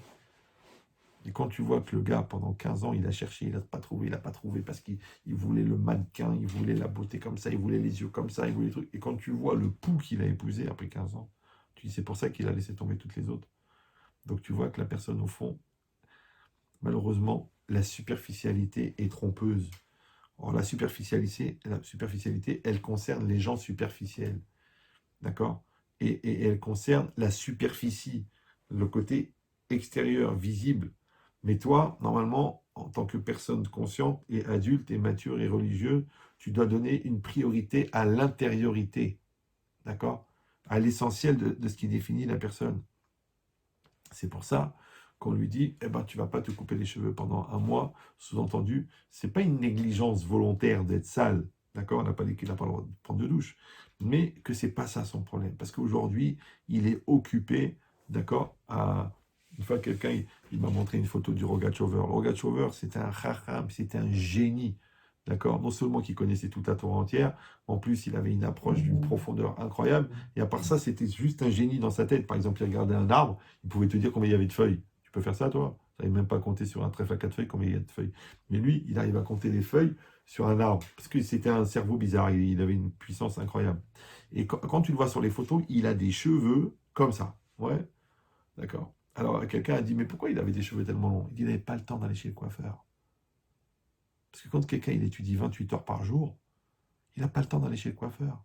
Il n'a pas le temps, encore moins de se préoccuper de sa beauté, encore moins de passer 1 heure tous les matins avant de sortir, de s'arranger la mèche, d'accord, de voir qu'il est parfait extérieur, parce qu'il est tellement occupé à créer et à développer des mondes intérieurs que le monde extérieur, il est complètement secondaire. Donc on a compris l'interdit du vin et l'interdit de la coupe des cheveux. Le troisième, c'est encore plus clair, il n'a pas le droit de se rendre impur. C'est-à-dire que si quelqu'un meurt, d'accord, même dans sa famille, eh ben, il ne peut pas aller au cimetière, il ne peut pas transporter le mort, il ne peut pas être en contact avec le mort. Toutes les lois d'impureté qui existent pour le Cohen, d'accord, eh ben, il ne peut pas. Pourquoi? Ben, le Cohen, on comprend, parce que lui, il est consacré à Dieu.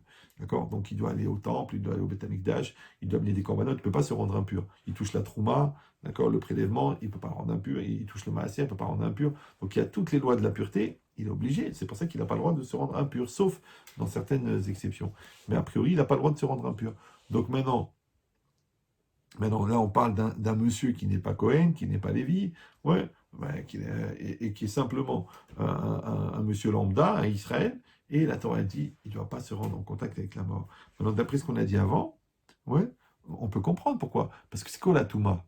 La Touma, c'est que quand une personne meurt, c'est-à-dire au moment où la Neshama quitte le corps, la personne devient impure. D'accord? Le cadavre, il est impur. C'est le plus haut niveau d'impureté qui existe, c'est le cadavre humain. Maintenant, pourquoi? Donc la Touma, c'est quoi en fin de compte? C'est l'état d'être de la mort. Vous avez compris que quelqu'un devient impur quand il meurt. D'accord? Donc ça veut dire que quand la Neshama, elle quitte le corps, il y a de la Touma. Maintenant, nous, on a dit que Aratson Noveame Neshama, donc la volonté vient de l'âme. Donc de la même manière, quand quelqu'un faute, ouais, quand quelqu'un n'est plus en volonté, quand quelqu'un n'est plus en maîtrise de sa volonté, donc en fait, c'est comme s'il a fait une séparation entre son âme, qui produit cette énergie de volonté, et son corps. Or, le corps, quand il n'est plus irradié par la volonté, ben, c'est la même chose que quand il n'y a plus de Neshama. Parce que quelle différence que tu enlèves la pile ou qu'alors tu mets un petit bout de papier entre la pile et l'ampoule, la lumière s'éteint. Ça veut dire que l'énergie de l'âme, ouais, elle va irradier à l'intérieur du corps, parce qu'il y a un lien entre l'âme et le corps. Or, c'est quoi le lien entre l'âme et le corps? C'est le da'at, c'est la conscience, c'est la maturité. Maintenant, quand quelqu'un faute, ou quand quelqu'un fait une folie, ou que quelqu'un n'est plus en maîtrise, ou quand quelqu'un est en colère, il enlève le da'at. Comme il enlève le da'at, ouais, quand quelqu'un il fait une faute, on dit un adam un homme ne faute que s'il rentre un vent de folie. Ça veut dire quoi, la folie? Ça veut dire qu'il n'y a plus de contrôle. Donc ça veut dire qu'il n'y a plus de shmira, donc il n'y a plus de ratson. D'accord? À ce moment-là, l'énergie de l'âme ne peut plus irradier le corps. Et c'est ça la Avera. Donc automatiquement, la personne devient impure. Maintenant, le mort, qui est l'état d'être maximum de la perte de Neshama, d'accord? Donc lui, qui est censé être à 100% dans la volonté, à 100% dans la Neshama, le nazir ne peut pas se rendre impur. D'accord? Donc il ne peut pas être en rapport, en contact avec la mort, puisque lui, il est justement en train de développer le plus haut niveau de vie. Parce que si vous avez compris que la vie, elle vient de la Neshama, qui est la source de la vie, donc quand tu es proche plus tu es proche de ta Neshama, plus tu es vivant. Par contre, plus tu t'éloignes de ta Neshama, plus tu es mort. Or, on a dit que la volonté, elle est l'expression de la Neshama. Donc, tant qu'il y a de la volonté, eh ben, il y a de la vie. Quand il n'y a plus de volonté, il y a la mort. C'est pour ça que les gens qui perdent la volonté, eh ben, après, ils perdent la motivation, après, ils perdent le respect d'eux-mêmes, après, ils perdent l'envie d'être, et après, ils tombent en dépression. Qu'est-ce qu'ils ont fait simplement? Ils ont débranché la source. Ils se sont débranchés de l'âme. C'est pour ça qu'un juif, il doit faire les mitzvot comme la respiration. Tu respires, tu mets les tefilines. Tu respires, tu fais Shabbat. De la même manière que la respiration, elle amène de l'énergie dans le corps, l'oxygène, de la même manière, la mitzvah, elle amène de l'énergie. De la même manière, le positivisme, il amène de l'énergie. Le sourire, il amène de l'énergie. La lumière, elle amène de l'énergie. Mais si toi, d'accord, tu te coupes de la source intérieure de l'énergie, c'est-à-dire cette capacité à capter l'énergie qui vient de l'âme, automatiquement ton corps n'est plus nourri en énergie et tu tombes malade. Alors si on comprend ça, donc on a compris que en fin de compte, le nazir, il se détache de tout ce qui le rattache à son enveloppe corporelle et à ses limites spirituelles. Encore une fois, je n'ai pas dit qu'il ne faut pas manger, je n'ai pas dit qu'il ne faut pas dormir, je n'ai pas dit qu'il faut pas avoir du plaisir, mais il ne faut pas que ça constitue ton essence. C'est la différence entre la joie et le plaisir. Parce que la joie, c'est la satisfaction d'être, alors que le plaisir, c'est la satisfaction d'avoir. Donc le plaisir, il nourrit le corps, et la joie, elle nourrit l'âme. Maintenant, tu décides maintenant qui tu es toi, qui tu es. Tu es une âme ou tu es un corps.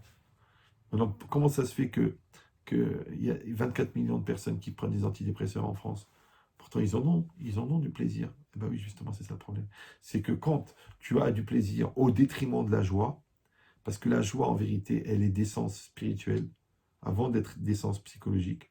Donc, quand toi, tu n'es plus de source de joie, parce que tu n'as plus de satisfaction d'être, parce qu'on t'a fait croire qu'en ayant un nouveau téléphone, un frigo en plus, un deuxième pavillon, tu allais être plus heureux, et tu vois qu'en augmentant l'avoir, tu n'es pas plus heureux, parce que les gens ils confondent le verbe être et le verbe avoir, genre j'ai de l'argent, verbe avoir, je suis heureux, d'accord? C'est faux. Ça comble pas. Pourquoi? Parce que comme la soif, elle est spirituelle, la nourriture matérielle ne peut pas combler un appétit spirituel. Ça fait l'effet inverse. Ça crée de l'anorexie, ça crée... Et c'est pour ça que les gens font n'importe quoi dans la spiritualité.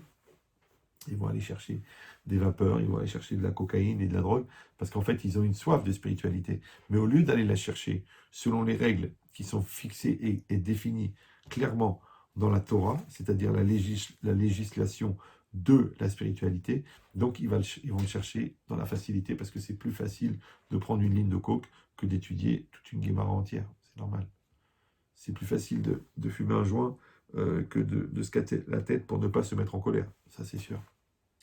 Donc, comme on choisit la facilité, donc la superficialité, donc le corps, donc ça génère de l'impureté. Donc, vous avez compris que quand c'est marqué ici, c'est pour ça que c'est marqué que qu'il a fait ce néder de devenir nazir, les Hazir, l'Hachem, pour de devenir nazir pour Hachem. Ça veut dire que l'orientation de mon choix, l'orientation de mon engagement, il doit être pour Dieu.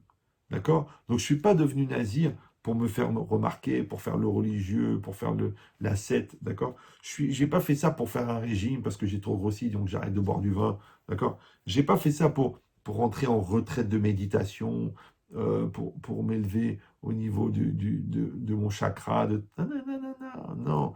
Il faut que ça soit entièrement pour Hachem. Maintenant, quand tu le fais pour Hachem et parce qu'Hachem l'a demandé, à ce moment-là, ça s'appelle Kadosh. C'est là que la personne, elle s'appelle qu'elle est sainte. Maintenant, vous avez compris que quand on a dit que quand la personne, elle a le choix entre maîtriser, c'est-à-dire être en volonté ou être en ta'ava, d'accord? Et donc que la volonté, c'est le contraire du laisser aller. Donc c'est la même chose, que ce soit dans les pulsions, que ce soit de se laisser aller dans la peur, que ce soit dans la psychorigidité ou dans le refus de se remettre en cause, ou dans le transfert de culpabilité, ou dans la flemme, dans la lourdeur, c'est pareil. Parce que j'écoute mes pulsions, que j'écoute mon Yetzirara, parce que je m'entête, ou parce que je pense que c'est toujours de la faute de l'autre, ou que l'autre il me donne jamais ce que je veux, ou qu'elle est exactement le contraire de ce que... Tout ça, tout c'est toujours et c'est jamais, et c'est méchanceté, et c'est non-effort, et c'est transfert de culpabilité, et c'est transfert de responsabilité. Donc tout ça c'est de la facilité, tout ça c'est de la ta'ava en fin de compte, ça vient du corps, c'est-à-dire que c'est pas toi ça. La preuve, c'est qu'après, tu t'excuses. Excuse-moi, les mots ont dépassé ma pensée. Au fond, c'est pas ce que je veux dire, mais bien sûr que tu es une fille gentille. Évidemment que tu es un garçon bien. Et tu comprends, sur le moment, j'étais énervé. Sur le moment, j'ai pas réfléchi. Sur le moment, eh ben, ça veut dire quoi? Ça veut dire que quand tu es plus dans la perte de contrôle, ta logique, elle n'a plus lieu d'être. Ouais. C'est pour ça que les gens, après, ils se surprennent eux-mêmes à avoir des comportements irrationnels, ou que l'autre, il est dans un comportement irrationnel. Moi, des femmes, elles m'appellent, ou des maris m'appellent, mais Rabbi Chitri, vous vous rendez compte ce qu'il a fait, vous vous rendez compte ce qu'il a dit, vous vous rendez compte, mais c'est pas possible, c'est fou, c'est incroyable. J'ai dit, mais c'est normal, parce que quelqu'un C'est quoi l'Yetzirah? C'est que tu lui enlèves le cerveau, tu lui enlèves la volonté, tu lui enlèves la maîtrise, tu lui enlèves le respect. Mais qu'est-ce qu'il reste? Il reste un animal en furie, il reste un chien sauvage, ouais, il reste un coléreux, il reste un fou, il reste une folle, il reste une hystérique, parce que tu enlèves l'entendement. Après, je dis, mais vous, votre problème, c'est que vous vous épuisez à parler rationnellement à quelqu'un qui n'est pas rationnel. Vous essayez d'avoir un langage normal avec quelqu'un qui n'est pas normal. Il faut que la personne elle décide. Ou maintenant, on est dans une posture adulte, on est posture mature, on est dans une posture travail sur soi. Moi, les gens, ils m'appellent, ils regardent Ahmed Chetri, ma femme, mon mari. Je dis, écoutez, mais est-ce qu'il y a un Mabat Moussari? C'est-à-dire, est-ce qu'il y a une approche morale? Est-ce qu'il y a une notion de remise en cause? Est-ce qu'il y a une notion de travail sur soi? Est-ce qu'il y a une notion de construction personnelle, de maîtrise personnelle? Elle me dit, ah non, il n'y a pas, ah, pas du tout, ah non, non, non, pas du tout. Non, elle est égocentrique, l'autre il est folle, l'autre il est hystérique, l'autre il est très dur, l'autre il est très susceptible, il est très coléreux.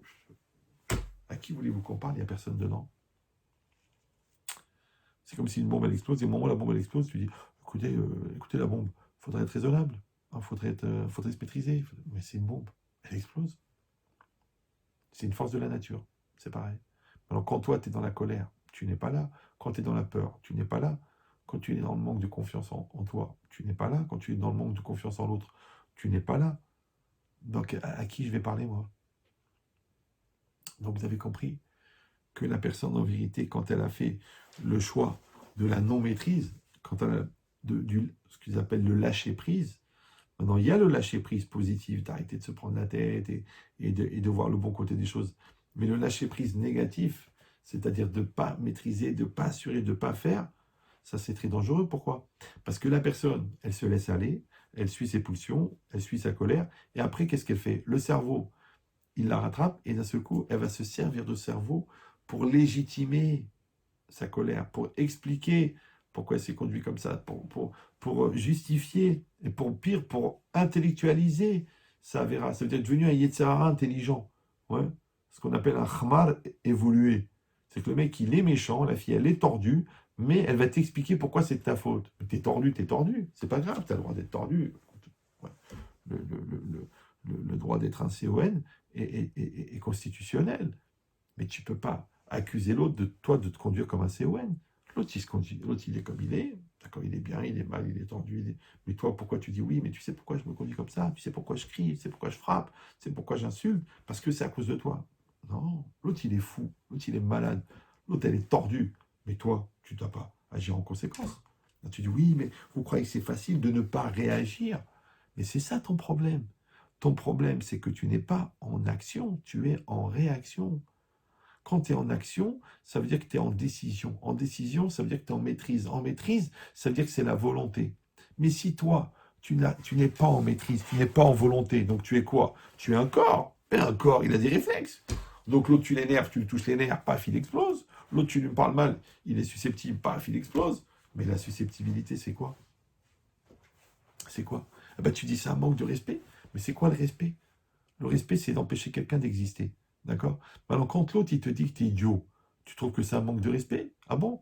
Pourquoi? Ah, parce qu'il a raison. Non. Si fondamentalement, tu sais que tu n'es pas idiot, si tu sais que tu es intelligent, donc quand l'autre te traite d'idiot, tu n'es pas concerné. C'est comme si tu es blond et l'autre, il te traite de brun. Ouais, espèce de sale brun. Et toi, tu es blond, mais de blond de Suède. Ouais, tu es blond. Le mec qui te dit sale brun, ça ne te touche pas. Alors pourquoi quand il te traite d'idiot, ça te touche? Tu sais pourquoi? Parce que toi, tu as besoin du regard de l'autre. Donc, si tu as besoin du regard de l'autre, ça veut dire que tu es tourné vers l'extérieur. Donc, ça veut dire que tu n'as pas construit d'intériorité. Or, si tu n'as pas d'intériorité, tu es vide à l'intérieur. Comme tu es vide, tu ne peux pas porter le monde. Parce que la grue qui construit l'immeuble, cette grue, vous savez comment elle fonctionne? Ouais. Là, elle va porter 20 tonnes avec le bras de la grue. Mais de l'autre côté de la grue, il y a 20 tonnes de béton. C'est le contrepoids. Donc, si toi, tu n'as pas le contrepoids, parce que tu es construit, parce que tu es fort, parce que tu en maîtrises, il n'y a pas le contrepoids. C'est normal que n'importe quoi te fait basculer, n'importe quoi t'énerve, n'importe quoi te sort de tes gonds, parce que tu n'as pas le contrepoids. Or, comment on appelle le poids en hébreu? Ouais, le poids, kaved. Kaved, ça veut dire lourd. Et kaved, ça veut dire aussi kavod. Et kavod, c'est quoi? C'est le respect, c'est la dignité. C'est-à-dire que quand toi, ton respect ne dépend pas de l'autre, parce que tu as une autonomie au niveau de ta dignité, tu as le contrepoids. Donc l'autre, il va dire des bêtises, ou l'autre, il va te faire un compliment, ou l'autre, il va faire un reproche. C'est son problème, c'est pas grave. Si toi, tu vraiment, tu as fait ce qu'il fallait faire, et tu sais que tu as fait ce que tu avais à faire, les paroles de l'autre, elles font rien du tout. Mais si tu vois qu'elles font de l'effet, ça veut dire que ça te fait mal. Tu sais pourquoi? Parce que tu es dépendant de ça. Si tu es dépendant de ça, c'est que tu es dans l'extériorité. Si tu es dans l'extériorité, tu es dans la superficialité. La superficialité, baba, elle ne peut pas régler les problèmes de fond. Tout le monde sait que les gens superficiels ont aussi des problèmes essentiels. Mais comme ils sont superficiels, ils apportent des solutions superficielles à leurs problèmes essentiels, donc ils ne règlent pas leurs problèmes essentiels. Donc leurs problèmes essentiels restent essentiels, et eux, ils continuent à rester superficiels. Donc c'est ça le problème. C'est que d'un côté, ouais, c'est tellement répandu, les gens qui suivent leur pulsion, qui suivent leur colère, qui suivent leur immaturité, c'est tellement répandu. À la fin, tu dis, bah, c'est désespérant. Attends, on est entouré de gamins, de nuls, de gens débiles qui ne veulent pas assumer, qui ne veulent pas se conduire comme des adultes, qui veulent continuer à accuser les autres. Donc c'est désespérant. D'un autre côté, on sait que tout ça, en fin de compte, c'est quoi? C'est une question de volonté. C'est une question de prise de conscience. Ouais, ce qu'on appelle en français un éclair de maturité. Ça veut dire qu'en une seconde, tu peux faire basculer un pauvre type en héros. Ouais. En 3 secondes, tu peux dire, allez chérie, on arrête de se conduire comme des gamins, viens, on va avoir une relation d'adulte. Ouais. En 3 secondes, tu peux dire, allez, pourquoi je me prends la tête avec un gosse de 14 ans? J'ai 20 ans de plus que lui. Et hop, tu te mets en situation d'adulte et tu assumes la situation. Ça veut dire que la volonté, elle est à l'intérieur. Et ce qui est intéressant avec le monde intérieur, c'est qu'il n'est pas soumis au temps. Donc, comme le monde intérieur n'est pas soumis au temps, automatiquement, ouais, automatiquement, tu peux aller très, très, très vite. Tu peux évoluer très, très vite, puisqu'il n'y a pas de temps à l'intérieur. Donc, en 3 secondes, tu peux faire un retournement de situation. En 3 secondes, tu peux évoluer. C'est pour ça que la teshuva, elle peut se faire en une seconde.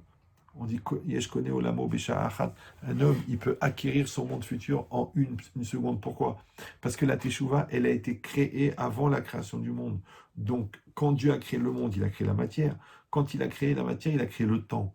Donc, puisque la Teshuvah a existé avant le temps, donc la Teshuvah n'est pas soumise au temps. Et en plus que la Teshuvah, c'est quelque chose d'intérieur. Donc, le repentir, la remise en cause, la capacité à changer, elle est à l'intérieur. Donc, ça veut dire quoi? Ça veut dire que quand quelque chose m'énerve, et quand quelque chose me bourre la tête, et quand quelque chose me stresse, c'est à moi de décider, ouais, si je vais en faire une source de déstabilisation, ou alors, le contraire, une opportunité de renforcer ma stabilité. C'est comme si quelqu'un il roule, et au dernier moment, quelqu'un lui coupe la route. Au dernier moment, il voit le ravin. Mais c'est lui qui décide de tourner. Ce qu'on appelle en français, il reprend le contrôle de son véhicule. Maintenant, quelle différence entre maîtriser son véhicule, maîtriser son corps, maîtriser sa bouche, maîtriser sa tête, maîtriser ses yeux? Il n'y a pas de différence. Donc quand les gens ils disent, oui mais c'est plus fort que moi, je vois, eh ben, je m'excite, je goûte, eh ben, j'ai envie, je vois le décolleté, je deviens fou. Mais c'est toi qui décides, maman, de contrôler. Ouais. Si tu veux pas contrôler, eh ben, tu vas devenir un pédophile, toi, tu vas devenir un malade mental, tu vas devenir un obsédé. Parce que c'est normal, parce que tu n'es plus dans le contrôle. Alors, à cause de ça, maintenant, on comprend ce qu'il disait le Midrash Rabbah. Qu'est-ce qu'il disait le Midrash? Il disait Nidro Taloui Beneziruto. Ça veut dire que son vœu dépend de son Nézira, d'accord? De sa Néziroute. Ça veut dire quoi? Ça veut dire qu'en fait, compte, la Néziroute, on a compris que c'est la pureté de l'élan. C'est-à-dire que lui, il a une recherche de spiritualité, il a une recherche de sanctification. Il veut se purifier, il veut avoir la tête propre, il ne veut pas avoir des mauvaises pensées, il veut s'investir dans la sainteté, il veut s'investir dans la proximité avec Hachem, il veut rentrer dans le monde des adultes, il veut arrêter de se conduire comme un débile. D'accord? Donc ça s'appelle la Néziroute. Et bien c'est elle, c'est cette Néziroute, cette tendance, cette posture de sanctification qui donne la valeur à son vœu. À son engagement. C'est pas son vœu qui donne la valeur à sa nésiroute. Bah oui, parce que si je dis que la personne en vérité, elle ne tient dans sa purification que parce qu'elle s'est engagée, Ouais, donc c'est quelle différence avec celui qui va le faire parce qu'on le regarde, ou celui qui va le faire parce qu'il est obligé, ou celui qui va le faire parce que ses parents lui ont dit que c'était comme ça qu'il fallait faire, ou parce que le rabbin lui a fait peur. Mais ça s'appelle pas qu'il a un élan. Ça s'appelle pas qu'il est désireux d'évoluer. Et dans tout, c'est la même chose. C'est-à-dire que quand la personne, elle aime son conjoint, quand elle l'aime, d'accord? Eh ben, il n'y a pas de différence. Maintenant, il y a des bons moments, il y a des mauvais moments, mais tu l'aimes. Il y a des bons côtés, il y a des mauvais côtés, mais tu l'aimes. Il y a des belles circonstances, il y a des circonstances plus difficiles, mais tu l'aimes. C'est-à-dire que quand l'amour, il est là, après, c'est facile le reste. Mais si toi, tu dis, écoute, je l'aime plus, mais qu'est-ce que je veux qu'on fasse? Eh ben, il y a les enfants. Ah ben, d'accord, on est condamné, en 2 mots, à rester ensemble. Mais comment veux-tu que ça tienne? Combien de temps ça peut tenir? Puisqu'il manque le principal. Il manque la motivation. D'accord? On dit en français, il faut se faire une raison. Mais même la raison, elle va être alimentée par de l'amour, par des sentiments, par des satisfactions, par du plaisir. Mais si il n'y a que de l'engagement il craque. Mais par contre, quand la motivation, elle est très forte, et elle est pure, et elle est sainte, eh ben, tu verras que la motivation, elle pourra même se passer de l'engagement, puisque de toute façon, tu n'as plus besoin des barrières qui te limitent, parce que de toute façon, tu ne feras pas l'erreur. Les gens qui disent, oh, j'ai pas réfléchi, je me suis pas rendu compte, je t'ai insulté, je t'ai pourri, je t'ai cassé. Et toi, tu dis, attends, chérie, si vraiment tu voulais faire le Shabbat, tu n'aurais pas allumé la lumière. Si vraiment tu voulais manger cachère, c'est pas que tu aurais mangé, d'accord? Et après, tu demandes, tiens, en fait, c'est cachère ici? Tiens, en fait, c'est. Mais, bah ouais, mais tu as mangé. Mais si tu viens a priori en disant, je veux du cachère, mais même dans une ville perdue du Texas, tu vas trouver du cachère. Mais quand tu t'en fous du cachère, tu manges, après tu dis, bon, c'est que de la viande, c'est que du requin. C'est un problème. Pourquoi? Parce qu'il manquait le principal, il manquait la vigilance, il manquait la volonté première de faire les choses bien. Donc c'est la même chose quand si toi, ta émouna, elle est forte. D'accord? Donc c'est comme ta nésiroute, c'est ta motivation. Ta émouna, ta croyance, elle est forte. Donc tu peux traverser les épreuves avec facilité. Quand toi, tu crois dans tes enfants, tu as une confiance totale. Tu dis, c'est des enfants bien, ils sont bons, ils ont été éduqués, ils vont réussir. Même si je ne comprends pas tout, même si ça prend du temps. Mais je les respecte, je les aime et je crois en eux. Donc automatiquement, tu vas les accompagner avec la sérénité. Mais si au fond, tu ne crois pas en eux, tu pourras toujours dire c'est la faute de l'autre, tu pourras dire c'est le système scolaire, tu pourras dire ils sont nuls, ils sont débiles, ils ont les mauvaises qualités de ma belle famille. Tu pourras dire ce que tu veux, mais il manque le principal, il manque que tu n'as pas confiance en eux. Donc la Nésiroute, ouais, c'est elle qui tient le Néder, d'accord? Donc ça veut dire que c'est ma motivation positive qui fait que mes principes, j'arrive à les tenir. Sinon, si je lâche le volant, ouais, eh ben j'ai plus envie de réfléchir, eh ben j'ai pas envie de faire des efforts, et j'ai pas envie d'être positif, j'ai pas envie, voilà, eh ben je m'en fous et je dis n'importe quoi, je fais n'importe quoi. Mais t'as pas compris, papa. Les cris, la colère, la déception, la haine, la vengeance, la rancune, le divorce. Parce que malheureusement, la nature, elle fait son travail. T'as bien compris que le mec qui se met tout nu en hiver dans la rue, il va attraper froid. Après, il va mourir. Après, il est mort de quoi? Tu dis, mais il est mort de froid. Mais non, il est mort de lourdeur. Parce qu'on a dit, Mananorak, prends des vitamines C et un repas équilibré, dors la nuit, et surtout, et le moral. Maintenant, quand tu as tous ces éléments-là, le froid, il peut rien faire. Parce que tu es tellement fort à l'intérieur que le froid, il peut pas rentrer. Mais si toi, tu vas tout nu, angoissé, démoralisé, dépressif, mais c'est sûr que tu vas mourir. Parce qu'un congelé vaut mieux que deux tu auras, il a dit le professeur Picard. Donc si c'est comme ça veut dire que quand tu montes, ouais, quand tu montes la montagne, c'est vrai, ça fait mal aux mains, ça fait mal aux bras, ça fait mal aux jambes, ça fait mal aux mollets, tu montes. Mais d'un autre côté, tu peux maîtriser là où ça fait mal et où ça fait pas mal, parce que tu es en train de monter. Mais si quelqu'un il tombe, d'accord, il chute dans une crevasse et il se met à descendre la pente de la montagne, tu crois qu'il peut dire non, non, non, je veux pas casser la clavicule, je veux pas casser le bras, bah il casse tout. C'est pour ça que les gens, tant qu'ils sont en couple, on leur dit soyez positifs, investissez-vous, construisez votre couple, renforcez vos valeurs, mettez en place la communication, mettez en place la solidarité. Les gens, non, c'est des bêtises, c'est de sa faute, vous ne la connaissez pas, elle est folle, puis j'en ai marre, ça gueule, ça truc, elle a grossi, elle prend la tête, lui méchant, il est radin, il est des trucs, les Marocains, les Tunisiens. Attention, attention, parce que le jour où ça va craquer, et ouais, parce qu'on a fini d'user le réservoir de patience de l'autre et son propre réservoir de patience, parce qu'on a arrêté d'aimer l'autre, on a arrêté de respecter l'autre, on a arrêté d'investir pour l'autre, pour notre couple, et bien pitom, c'est comme si le corps il est en train de partir. et quand le corps il est en train de tomber dans la pente, et on casse la clavicule, et on reçoit une assignation, et il y a des faux témoignages, et on écoute les avocats qui te poussent à mentir, et on trouve des copains médecins qui te signent des certificats, et on a des cousins qui vont dire qu'il était pervers narcissique, qu'elle, elle était menteuse, qu'il m'a trompé avec tout le monde. Pourquoi on arrive à une telle déchéance? Pourquoi? Toi, tu crois parce que l'autre il est méchant, parce que l'autre il est folle, parce que ses parents ils sont psychiatriques et mon mari il est fou. Je dis, non, non, non, non, non, parce qu'il y a eu le laisser-aller, parce qu'il n'y a pas eu la shmira, parce qu'il n'y a pas eu l'action dynamique et volontaire d'améliorer les choses. C'est-à-dire que quand tu n'es pas dans une dynamique de construction et d'amélioration qui est vigilante et consciente, automatiquement tu tombes dans l'erreur, tu tombes dans la pourriture, tu t'enfonces dans le négatif. C'est ce qui est marqué ici.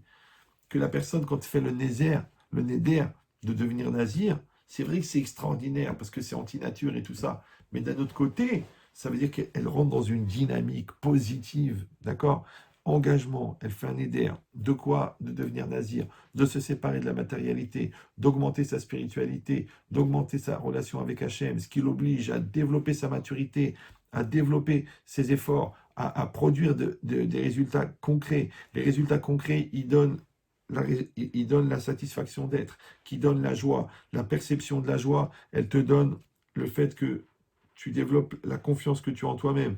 La confiance que tu as en toi-même, elle développe ta dignité, elle développe ta reconnaissance envers Dieu, ta reconnaissance envers l'autre. Tout est dans ça. Tout est impliqué dans ça. C'est pour ça que c'est tellement important. Et c'est pour ça que le Yetzer Hara, il est tellement fort pour qu'on se laisse aller et on s'autodétruise. Simplement parce que, entre guillemets, on n'a pas voulu devenir nazir. Maintenant, tu deviens nazir parce que tu vas tous les matins à la prière. Tu deviens nazir parce que tu fais attention de ne pas laisser traîner tes yeux partout. Tu deviens nazir parce que quand tu vois un défaut chez ta femme ou chez ton mari, eh ben, tu te tais. Tu ne cherches pas à améliorer l'autre. Non, tu cherches à t'améliorer toi. Et tu mets un bon esprit dans la maison. Donc, c'est toutes les facettes de la naziroute. C'est pas que nazir. D'accord? Ici, la Torah, elle a donné un cadre par rapport à la halakha du nazir. On a dit le vin, les cheveux. D'accord? Ne pas se couper les cheveux et de ne pas se rendre impur. Mais vous avez compris maintenant que nous, on l'a élargi à toute une dynamique volontaire et spirituelle de devenir mieux, de devenir meilleur.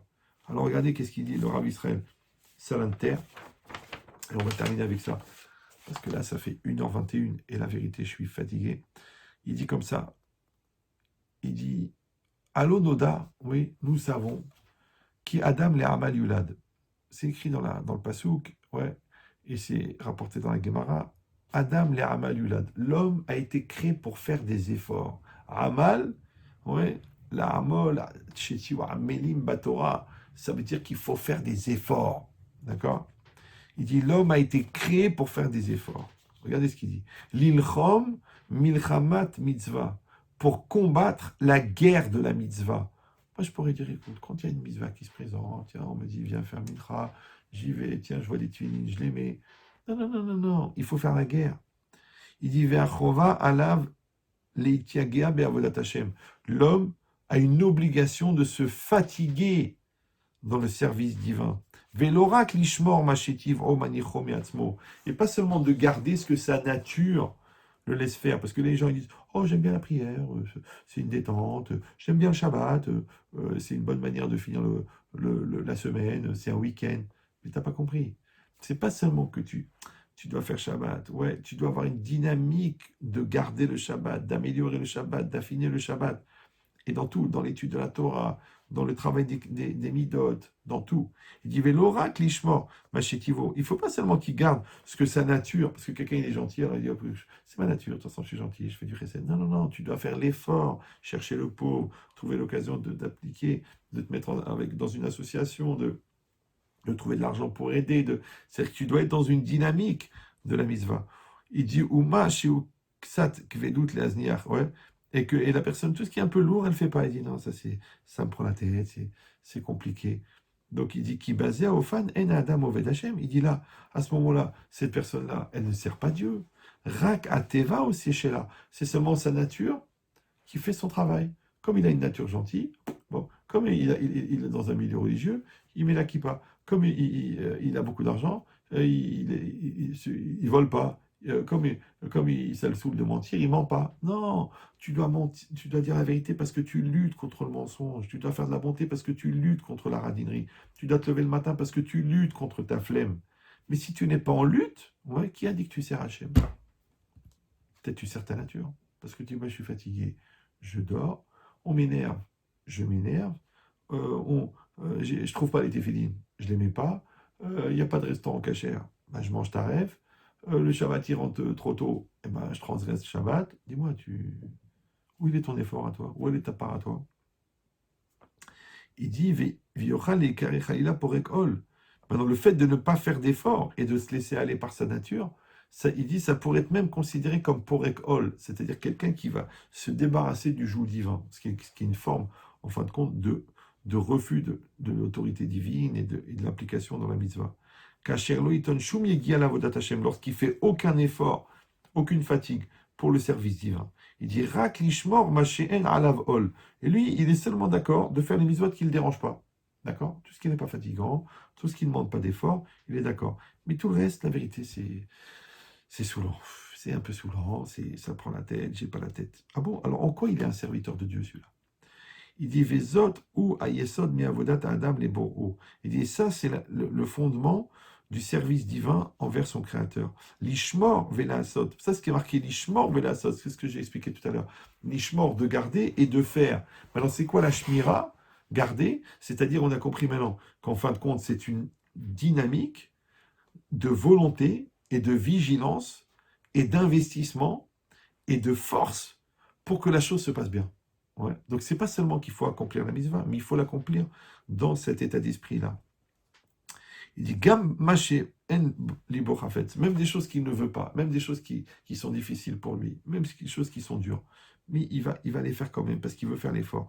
Kim lo yassim adam libo venavsho, parce que si un homme il met pas son cœur et son être à faire les choses, la asot neged retson nevavo, parfois pour aller contre même la volonté de son cœur, c'est-à-dire d'aller contre son yetzerara, d'accord? Areu alul l'école avéron sheba Torah. À ce moment-là, puisqu'il n'est pas capable de lutter contre une impulsion négative, une impulsion bestiale. Il n'est pas non plus capable de lutter contre sa flemme. Et il n'est pas investi parce qu'il est passif dans la chose. S'il y a la mitzvah, il y a la mitzvah. S'il n'y a pas, il ne la cherche pas. Ah bon? Alors à ce moment-là, il a été capable de suivre, d'être soumis à ses pulsions, donc il peut faire toute la vérole du monde. Donc si la bonne, elle lui fait un clin d'œil, mais il va aller faire un adultère. Si le client lui dit, écoutez, monsieur Cohen, vous voulez goûter les charcuteries porcines, ben, il va manger parce qu'il va pas contredire le client. Ouais. Et si on lui dit, bah, écoute, il faut venir Shabbat travailler, ben, il va aller travailler parce qu'il va dire, attends, la situation elle est difficile en ce moment. Mais s'il ne fait aucun effort, donc qui a dit que sa mitzvah elle a une valeur? Parce que s'il fait Shabbat parce que sa boîte elle ne travaille pas, s'il mange kasher parce qu'il habite à Jérusalem, ouais. S'il met la kippa parce qu'il est chauve, s'il met les tefilines parce qu'il a peur d'attraper froid, donc en quoi il y a un caractère de mitzvah dans sa religiosité? En quoi il est rattaché à Kadosh Baruch Hu? Alors, c'est ce qu'il dit ici. Il dit que s'il n'est pas dans une dynamique volontaire et positive de faire le bien, ouais, naturellement, il va basculer et Chazvé Shalom, il va arriver à faire de pire en pire. Comme ça empire dans le couple, ça empire dans la relation avec les enfants, ça empire dans son moral, ça va aussi empirer dans sa relation à Dieu. Alors, il dit, le Sforno, quand c'est marqué Kadosh ou l'Hachem, il est saint pour Hachem. Il dit, Zélé or Achaim. Ça, c'est la lumière. D'accord? Be'or Achaim, ça veut dire que la sainteté, l'effort qu'il va fournir de se sanctifier, c'est ça ce qui va lui amener la lumière, Be'or Achaim. Traduit littéralement, ça veut dire dans la lumière de la vie, c'est-à-dire dans la Torah. Veliot Mouchan, et il est prêt les Avin pour comprendre, ou les Orot, et pour enseigner Keraoui, comme il faut les Kedoshé Ador, au sein de la génération. C'est-à-dire que les gens qui sont très élevés, qui sont très grands, il va être capable de leur enseigner. Pourquoi? Parce qu'il lui-même, il s'est sanctifié pour Hachem. Après, il dit Velazenir et Shekiven Elkana, le père de Shmuel, ouais, Shmuel Anavi, le prophète. Ouais, Shmuel, son père, il s'appelle Elkana. Et quand il a appris que sa femme était enceinte, après des années, il a dit un mot comme ça Ach Yakem Hashem et Devaro, que Hachem accomplisse sa parole, c'est-à-dire de me donner un enfant, Kelomar ani maskim leadiro benazir. Moi, je suis d'accord de le rendre nazir. C'est-à-dire que Shmuel, il a été nazir depuis sa naissance. C'est-à-dire que son père et sa mère, ils lui ont dit, écoute, nous, on le donne à Dieu. C'est un enfant qui va être consacré à Dieu. Donc, on le rend nazir depuis son enfance. Donc, c'est-à-dire, depuis qu'il était petit, il n'a pas bu du vin, il ne s'est pas coupé les cheveux, et il ne s'est pas rendu impur. Il dit, regardez, il dit, Alkana, ve'eni mevakesh miakel itbarach, et je ne demande à Dieu, Davarecha, seulement une seule chose. Barada Yeled. Ça, je ne demande pas autre chose pour cet enfant-là. Zulati seulement chez Yakim et Devaro, qu'il accomplisse sa parole chez Yé Kadosh Hachem. Puisque Hachem, il a dit que le Nazir, il devient Kadosh, il devient saint, il a dit, moi, Elkana, je demande, je fais que mon fils, il devienne Nazir, pour qu'Hachem accomplisse sa parole, que mon fils, il devienne Kadosh. Et quand on sait qui c'était Shmuel, et comment c'est un des plus grands navis, un des plus grands prophètes, et que le Passouk lui-même, il dit qu'il y a Shmuel d'un côté et il y a Moshe et Aaron de l'autre côté, Vekoanav, d'accord. Ça veut dire que c'est un tel niveau qu'il a pu atteindre Shmuel, parce qu'il a été sanctifié par ses parents, et ensuite parce que lui-même, il a perpétué cet effort de sanctification durant toute sa vie pour être au service d'Hachem et au service d'Israël. Donc c'était un des plus grands nazirs que le monde a connu. Tout ça pourquoi? À cause de cet engagement de ses parents et de lui-même. Voilà. Chazak ou Baruch, merci d'avoir suivi ce cours. J'espère que ça vous a plu. Alors on va, comme d'habitude, dédier le cours à toutes les personnes malades. Et on va demander quelques jours où il envoie une refoua shelema à Jacqueline Bat Louise, et aussi pour Eva Bat Myriam. Et on demande aussi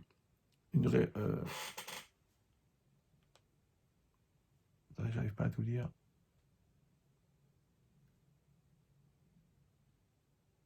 Pour Jacqueline Bat Frecha, pour Salomon Ben Suzanne.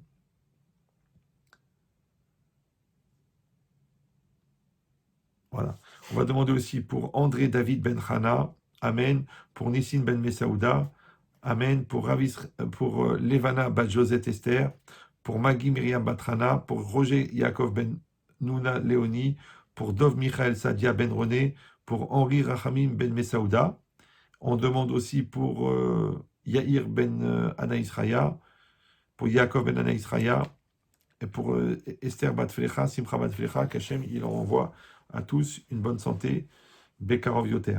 Et à Mavdil Ben Chaim Lemetim, on va dédier le cours pour l'élévation de l'âme de Shalom Chaim Ben Miriam Haddad, pour Jacques Yitzhak Elbaz, pour Michel Yaakov Ben Ibgi, pour Nicole Khmeisa Ajiach Bat Menana, pour Michel Esther Batmana, pour Yaakov Ben Esther Torjman, pour Albert Avram Ben Rachel Teboul, pour le Rav Israël Yitzhak Ben Miriam Ochana, pour Baruch Ben Moshe Pinto, pour Émilie Bat Chana, pour Bernard Ben Maurice Weissman, pour David Israël Rudovitz, pour Woody Shmuel Ben Ilan, pour Victor Yehoshua Owayon Ben Chassiba, pour Yosef Ben Fibi, pour Chaim Chai Ben Léa, pour le Rav Avram Serge Ben Johara, et je rajoute pour mon père Avram Shimon Ben Simcha, pour Eliaou Ben Aïcha, Yitzhak Ben Aïcha, et aussi pour le Rav Chaim Tzvi Ben Yehuda Rosenberg, pour le Rav Hamou, Rav Mesod Ben Esther Hamou, et pour le Rav Teboul de Chaim Mouchka. Qu'Hachem leur envoie, que élève leur neshamot parmi les tzadikim d'Israël. Merci à vous tous d'avoir suivi ce cours. À très bientôt, Bezat Hachem.